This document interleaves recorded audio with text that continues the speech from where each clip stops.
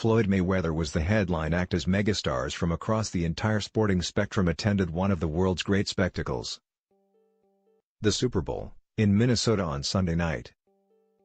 England manager Gareth Southgate was also a surprise guest as he looked to garner some insight from an unlikely source ahead of this summer's FIFA World Cup, filling time ahead of England's campaign in Russia.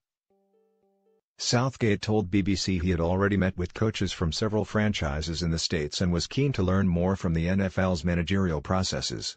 Speaking in the BBC studio, he said, "What an atmosphere. It's a great experience. I'm still working and watching the coaches on the side. Part enjoyment, part work. I'm watching the interaction with the other coaches and who's calling the plays. They are also communicating on the field too, which is a bit different to what we can do. We've also had some meetings with the coaches with the Vikings and the Falcons. One of the big things we talked about was the talent identification. They are big on their draft picks. We also looked at their junior teams and what's the criteria for bringing them into the teams."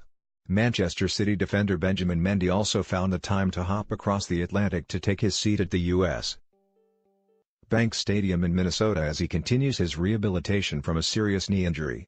The Frenchman, who is still a doubt to play again this season, has been stateside for much of the last week to promote Manchester City's latest pre-season tour following their success last summer.